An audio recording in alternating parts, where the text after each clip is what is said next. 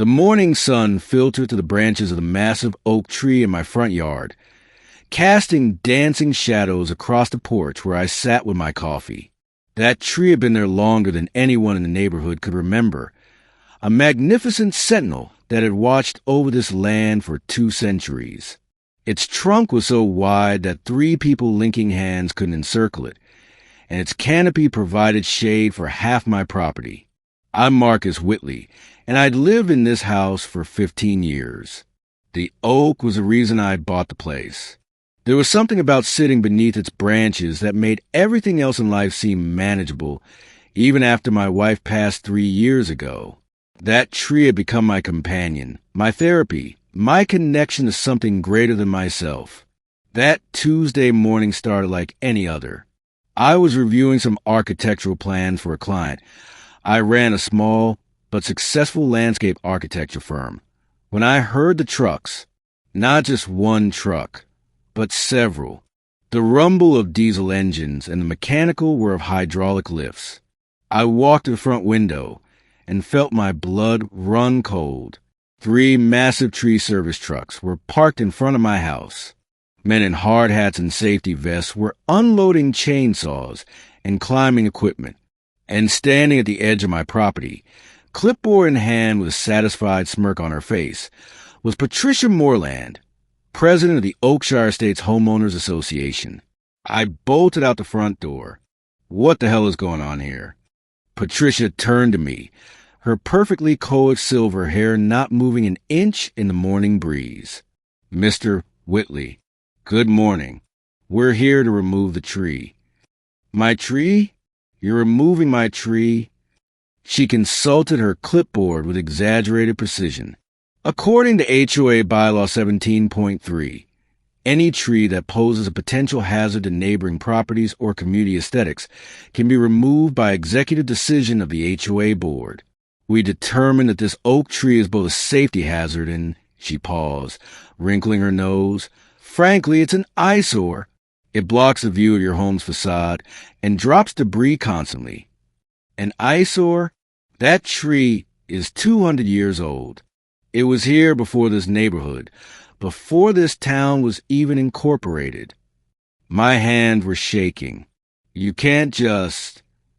We already have, Patricia interrupted, gesturing to the workers. The decision was made at last month's board meeting. I never received notice of any meeting. We sent an email to all residents. Her smile was thin and cold. I was out of town at a conference. You knew that I filed my absence with the HOA office. Patricia shrugged. Not my concern, Mr. Whitley. The vote was unanimous among those present. The tree comes down today. One of the workers had already started toward the oak with a chainsaw. Stop! I shouted, running toward the tree. You can't do this. I'll call the police. Call them, Patricia said calmly. We have all the proper documentation. This tree is technically on HOA common ground, according to the property survey conducted last year. The edge of your lot line is actually 3 feet back from where you think it is. My heart sank. There had been a survey dispute last year, something about the original plot maps being unclear. I thought we'd resolved it. But apparently, Patricia had been waiting for the right moment to use it against me. Please, I said, my voice breaking, please don't do this. This tree means everything to me. We can work something out. I'll trim it. I'll hire an arborist to make sure it's completely safe. The decision is final. Patricia checked her watch. Gentlemen, proceed. The next hour was the worst of my life since burying my wife.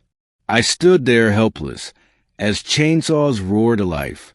The lead arborist at least looked uncomfortable. Sir, I'm sorry, he said quietly. We're just doing our job. But for what it's worth, this is a magnificent specimen. Hate to see it go. I couldn't watch. I couldn't go inside either. I sat on my porch steps with my head in my hands as the screaming of the chainsaws tore through the air. Each cut felt like it was going through my own chest. By noon, it was done. My 200-year-old oak lay in massive sections across my front yard. The workers were already beginning the process of hauling it away in pieces.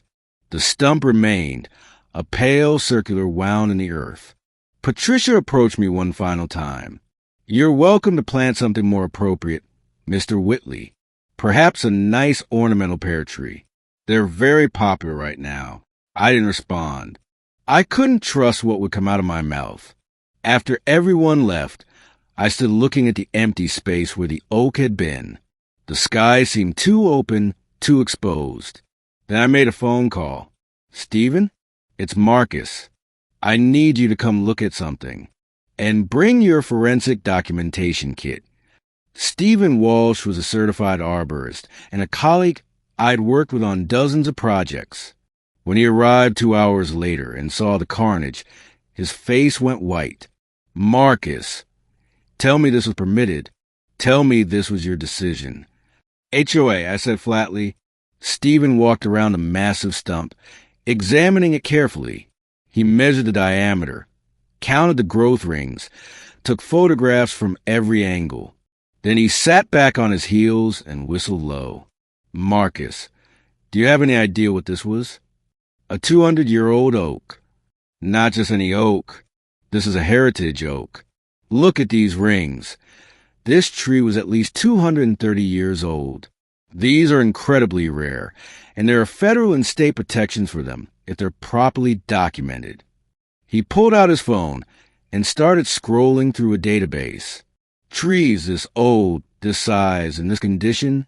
Marcus, the replacement value on a heritage oak of this caliber is astronomical." "What do you mean, replacement value?" "In tree law, when a protected or significant tree is illegally removed, the responsible party has to pay replacement value, not just the cost of planting a new tree, but the cost of replacing what was lost. For a heritage specimen like this..." He did some quick calculations on his phone. "We're talking somewhere between $800,000 and $1.2 million. I stared at him. Million? These cases are precedent.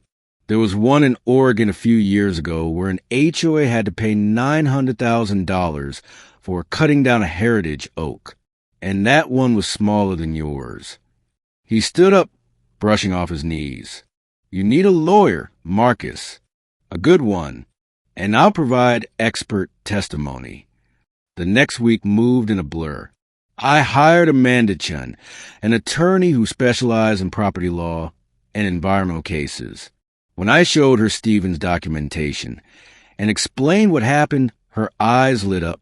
"Mr. Whitley, not only did they remove a heritage tree without proper permits or environmental review, but they did so without giving you adequate notice and by exploiting a disputed property line.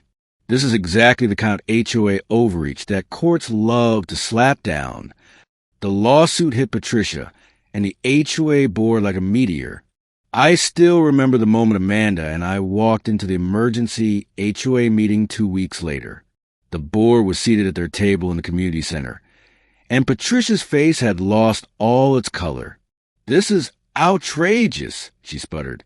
$1 million for a tree? Amanda placed her briefcase on the table with a decisive click. "Actually, based on the latest assessment from 3 independent certified arborists, we're seeking $1.3 million in damages."